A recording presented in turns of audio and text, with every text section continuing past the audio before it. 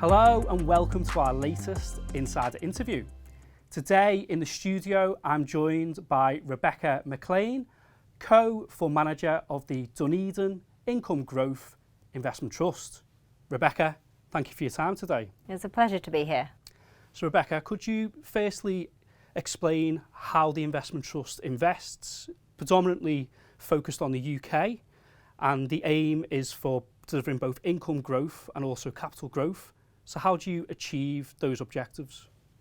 Sure. So last year, Dunedin Income Growth celebrated its 150th anniversary.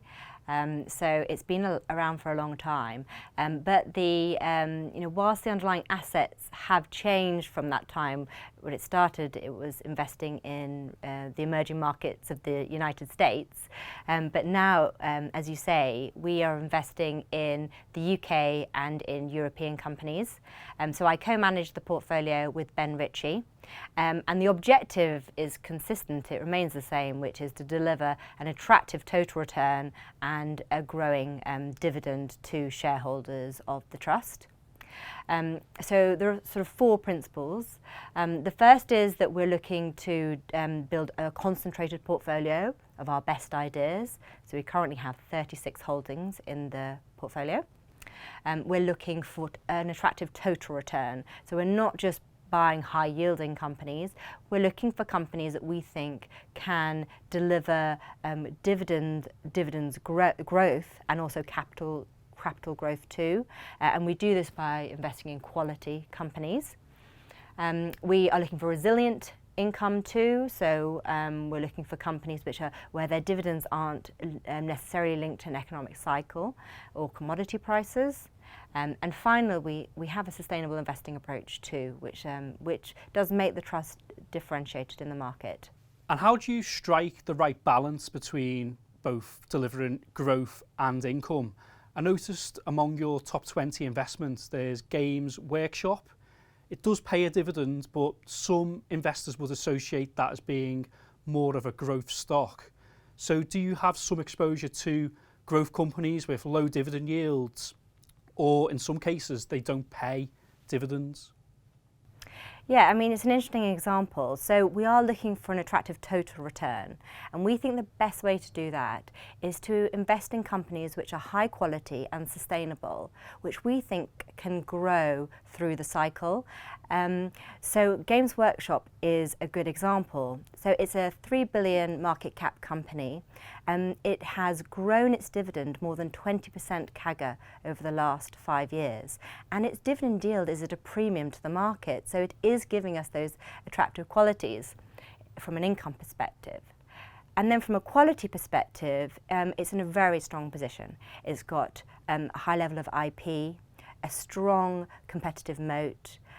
It's got a loyal customer base, which is growing, and strong operator as well. So they've got vertical integration, they've been investing in their marketing and have been seeing a return on that investment too. And so this all supports the company's ability to grow its earnings, and then that supports the dividend growth too for the company. The investment trust has a sustainability approach. Could you summarise it? Yeah, we do have a sustainable investing approach. We see sustainability as going hand in hand with quality investing. So it's part of our understanding of the quality of a business, how a company is managing those long-term environmental, social and governance factors that are facing it. So we do it, the approach is in a number of ways. So we do have a negative screen which is applied to the portfolio, which reduces the trust's exposure to those sectors and businesses which are really facing the highest risks. So for example, tobacco and defence would be examples. But it's not just, the policy is not really primarily about exclusions. It's much more about understanding how a company is managing its risks and also how it's capturing opportunities.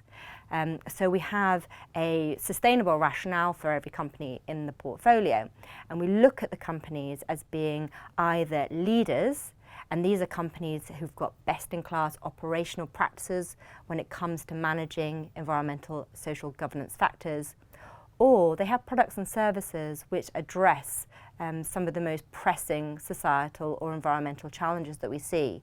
And so those leaders, we see their sustainable profile as being supportive of the future returns of the business. But in addition, we also have companies which we see as improvers, which is companies which you may not think of as being necessarily sustainable.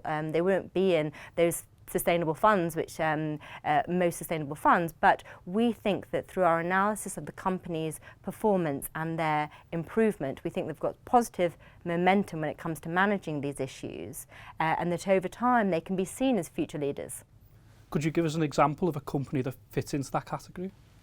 Yeah, so an example would be, we do have Total in the portfolio. It is the only oil and gas company that we have in the portfolio. And the reason is that we see that the company on a relative basis is actually very committed to a transition towards low carbon energy. It invests a third of its capex in low carbon, and its messaging around this has been very consistent, whereas we've seen other large integrated oil and gas companies step back on some of their commitments. But we see that this Total is a leader relatively, and actually over time you should see that portfolio start to transition, and as long as the returns remain attractive, then we think that will be positive for the investment case. The investment trust's dividend yield is around 5%. How's that achieved, given that there's certain sinner sectors that you do not invest in due to your sustainability mandate, such as tobacco, which have high yields? Yes, the trust has got a dividend yield of about 5%, which, as you say, is at a premium to the market. The main reason for this is that the trust is trading at a discount to NAV, and also we do write options on the portfolio to generate an additional 5 to 10% of income a year. So on an underlying basis, the portfolio has a similar yield to the market. However, the way that we've constructed the portfolio is that we're looking to have a diverse set of resilient income paying companies. So the challenge with the UK market is it has got a premium dividend yield to other markets, but they're very concentrated in some rather cyclical sectors. So for example, 50% of the dividends of the UK market are in banks, oil and gas and mining sectors, which are sensitive to economic cycles, and they can their dividends can be a function of commodity prices, for example, which means that they do fluctuate over time. And we are underweight those sectors because we're looking to have that ability to pay a consistent dividend, which is going to grow over time. And we think it's better to look at more quality companies which are less economically sensitive in order to achieve that objective. And could you give us some examples of companies that have among the highest yields in the portfolio in which you think that those dividend yields are sustainable? Yeah, sure. So Assur is one of the high yielding companies in the portfolio. It's a healthcare real estate company. So it is supporting and partnering with over 600 GP practices, treatment centres all across the UK. And there are about 5 million customers or patients go through their doors on an annual basis.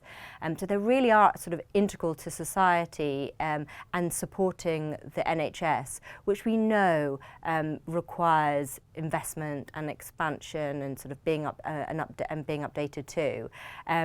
But it means that the revenues of the underlying companies which are in the portfolio are relatively resilient, because these are sort of government revenues, and so that should support the ability of the company to be able to pay its dividend, which I say is attractive. It's a high single-digit dividend yield. The investment trust predominantly invests in the UK, but there's also some exposure to overseas, of which you can hold up to 25%. Could you explain the benefits of this exposure? Well, there are a number of benefits for investing overseas.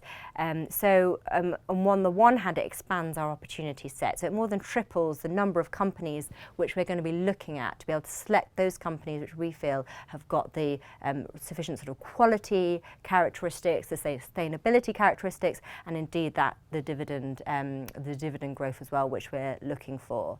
But it also means that we're able to get exposure to unique businesses and markets and segments which you can't get exposure to in the UK. So for example, a company that we have in the trust is Mercedes-Benz. So there aren't many auto companies or ways to play the auto sector in the UK. But in Mercedes-Benz, you've got a company which has got a very, very valuable brand. So an independent consultancy rated the Mercedes-Benz brands the 7th most valuable brand globally last year. So this is behind Apple and Google and Amazon. But unlike those companies, Mercedes-Benz is generating a lot of cash and is paying an attractive dividend yield, a dividend of over 7%. It's got a healthy balance sheet. About 40% of its market cap is held in cash.